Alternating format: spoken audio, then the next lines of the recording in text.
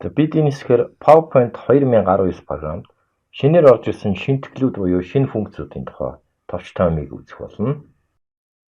Дашин бэлгэд бүтээлч хүжилт төрийн бас байгууллагаас PowerPoint 2019 шинэтгэлүүд гэсэн онлайн курсыг та нарт санал болгож байгаа. За энд 30 видео хичээлүүд дасгалын хамт байгаа. Бид ямар хичээлүүд байгааг товч энд томилон үзэнгээ PowerPoint 2019 програмын боломжуудыг давхар энд хараад явчихъя. За эхний хичээл PowerPoint 2019 ба үүлэн сүлжээний тухай ойлголт байна. Microsoft компани OneDrive гэсэн нэртэй үүлэн сүлжээнд бүртгэл үүсгээд 5 ГБ-ийн багтаамжтай хадгалах газарт үн төлбөргүй файлуудаа байршуулад ашиглаад явж болдог. За энэ тухай байна. Дараагийн хичээл нь 2 дугаар хичээл нь хэд хэдэн слайд дээр видеог үргэлжлүүлэн гаргах арга техникийн тухай байна. За видеог хэд хэдэн слайд дамжуулан тасалдахгүйгээр гаргах тийм презентацийг их ашигладаг. За 3 дугаар хичээл нь скриншот буюу дэлгэцийн зураг авалт хийх боломжийн тухай байна. Цахим хичээл хийх үед янз бүрийн сайтуудаас хэрэгтэй зүйлээ шууд зураг байдлаар оруулж ирэх шаардлага их байдаг. За энэ тухай байж байна. Мөн screen clipping функцийн тусламжтайгаар дэлгэцтэй ирэх зүйлсээс тодорхой хэсгийг тайрч аваад курстай ашиглах боломжийн тухай энд үзнэ.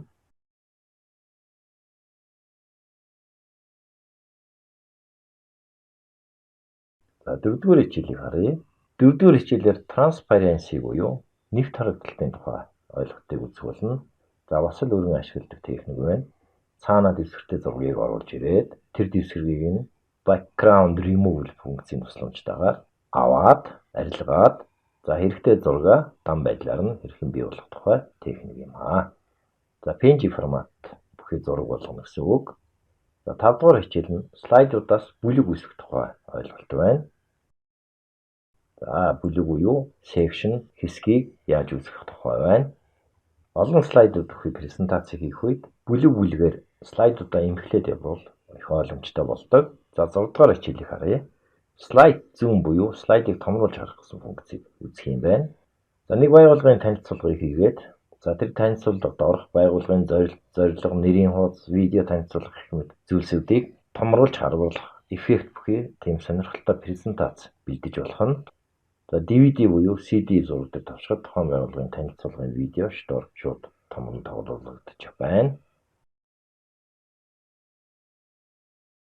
За 7 дугаар хичээлийг харъя. 7 дугаар хичээлээр презентацийн файлыг задлал дотроос нь хэрэгтэй контентыг авах тухай аргачлал байна. За тухайн PPTX файлыг zip буюу архив файл болгоод дараа нь zip файлаа задлаж өөрийн сонирхсан файлаа авч болох боломжийн тухай энд үзнэ. За ийм техник бас цахим хичээлд өргөн ашигладаг байгаа. Янз бүрийн презентац хэрэгтэй зүйлээ ямар байдлаар олж авах тухай юм. За 8 дугаар хичээл слайд дээр хэд хэдэн объектуудыг жиг тараан байрлуулах гэсэн слайдын дизайнтай холбоотой ойлголтуудыг өгөх болно. Дизайн буюу тараан байрлуулах гэсэн функц дотроо олон функцүүдтэй байдаг.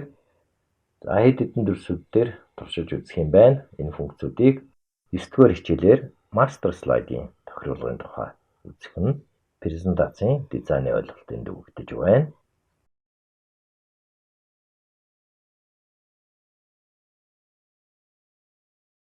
Ардугаар хичээлээр PowerPoint 2019 програм дээр анимац үүсгэх, гаднаас анимац оруулж ирэх ойлголтыг үзэх болно. Энд энгийн хэвдэрс буюу shape үүсгээд хэрхэн анимац хийж болох тухай.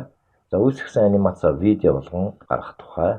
За гаднаас SWF буюу flash файл, GIF буюу хөдөлгөөн зураг гэх мэт анимацтай файлуудыг оруулж ирээд ашиглаж болох тухай үзнэ. За жишээлбэл энд Captivate 2019 програм дээр хийсэн интерактив цахим хичээлийг оруулж ирээд харуулж байна.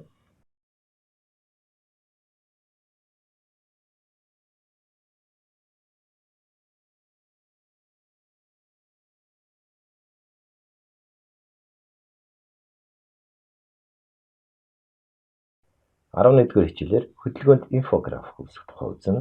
За энд хөргөлтийн үйлчилгээний тухай хөдөлгөөнт инфографик хэрхэн хийх тухай дасгал дээр ажиллах болно.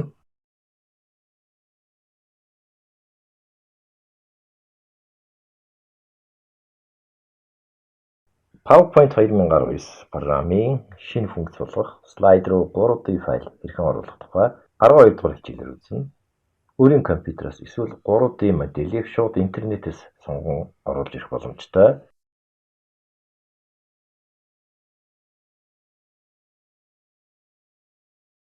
13 дугаар хичээлээр фото зургийн альбом хийх тухай ойлголтыг үзнэ. За фото альбом гэсэн функцийг ашиглана.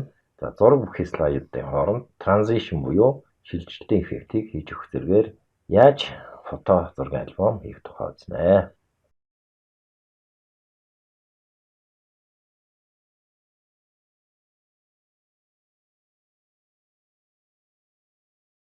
Арван дөрөвдүгээр хичээлээр таймлайн буюу хугацааны хуваарьтай слайд үзэх тухай үзнэ.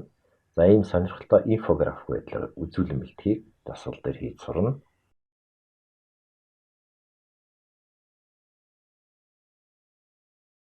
15 дугаар хичээлээр презентацийн файлын хэмжээг ихсэхгүйгээр слайд руу эмбед байдлаар лайв, веб болон онлайн видео оруулах техникийг үзнэ. За энэ бас их хэрэгтэй техник байгаа.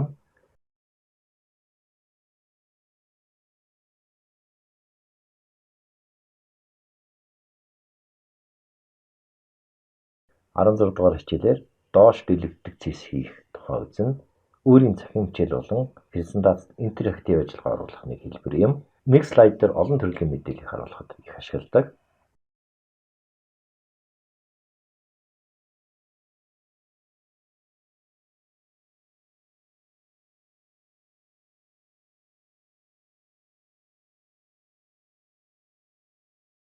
17 дугаар хичээлээр өөр нэг хөдөлгөөнд инфографик яаж хийх тухай үзэх болно. Процентоор илэрхийлэх анимац үүсгэхийг алхам алхмаар дасгал дээр хийх болно.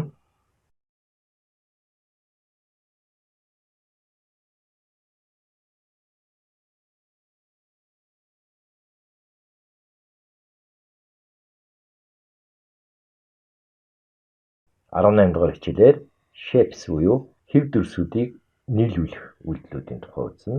Merge shapes гэсэн функцийн тухай үзэх юм байна. За мөн шинэ функц болох SVG форматтай вектор зургийн файлыг оруулах тухай үзнэ.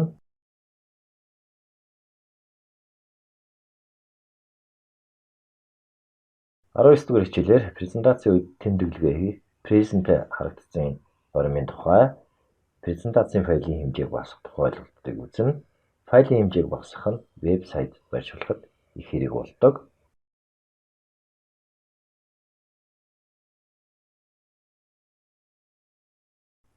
20 дугаар хичээлээр хуруу шилийг шингэнээр дүрх эффектийг үүсгэх гэсэн сонирхолтой үзүүлэнг хэрхэн бэлдэх талаар үзнэ. Энд шинээр орж ирсэн morph эффектийг ашиглаж энэ үзүүлэнг хийх боломжтой.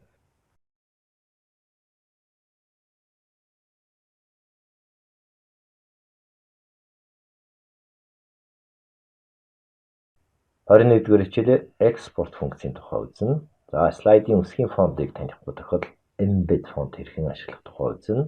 Custom буюу цохилдуулсан тийм слайд шоу хэрхэн бэлдэх тухай үзэх юм байна.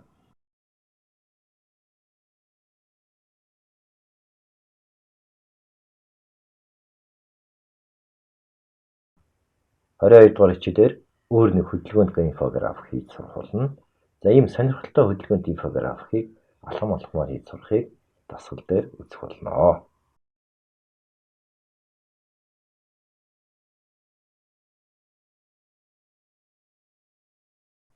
23 дугаар хичээлээр present view гормын функцүүдийг үзэх ба тэмдэглэгээг хэрхэн хийх тухай үзнэ. Шууд слайд дээр тэмдэглэгээ хийх тухай үзэх юм байна.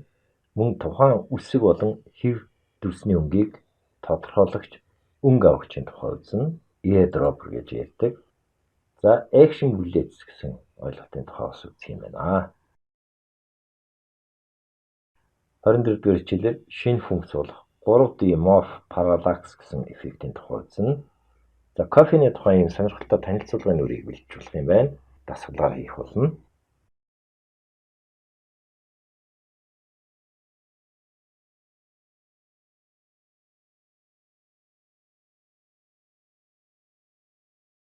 25-аас 30 дугаар хичээлүүдээр PowerPoint 2019 дээр цахим хичээл хийхэд мэдэх шаардлагатай функцүүдийн тухай хичээлээ үзэх болно. 25 дугаар хичээлээр VIF буюу Time гурим, үргэлж ашигладаг тууцыг нэмэх, слайдын хэмжээг өөрчлөх, презентацийн бэлтгэл гэсэн ойлголтыг үзэх юм байна. 26 дугаар хичээлээр презентацуудын буюу слайдуудын хоорондох холбоос үүсгэх, Слайд хоорондын шилжилтийн тухай бас үзэх юм байна. За бас анимацтай холбоотой ойлголтуудыг үзэх болно.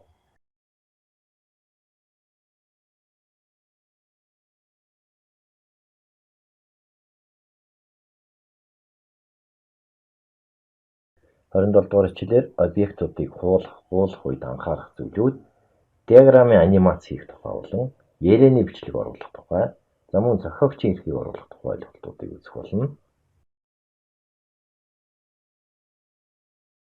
28 дугаар хичээлээр selection panel-ийн тухай үзэх болно. Language хэрэгслийн тухай бас үзэх юм байна. За бас PowerPoint дахь add-ins буюу залгаас нэмэлт програмын тухай үзнэ. За англиар watermark буюу усан тэмдэгтийг хийх тухай үзнэ. Action буюу үйлдэлийн төвчний тухай бас үзэх юм байна. 29 дугаар хичээлээр дэлгэцийн бичлэг хийгээд түүнийг MP4 видео болох тухай ойлголтыг үзнэ. За гар утсандаа презентацийг хэрхэн гаргах тухай үзнэ. Дэвсгэр зургийг текст рүү оруулах тухай үзэх юм байна.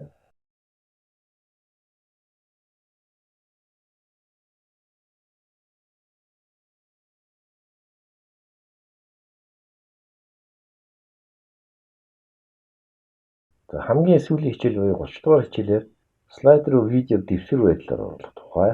За PowerPoint программыг Excel програмтай холбож өгөх онцлогуудын тухай. За Smart Art функцтэй холбоотой жишээнүүдийг үзэх юм байна.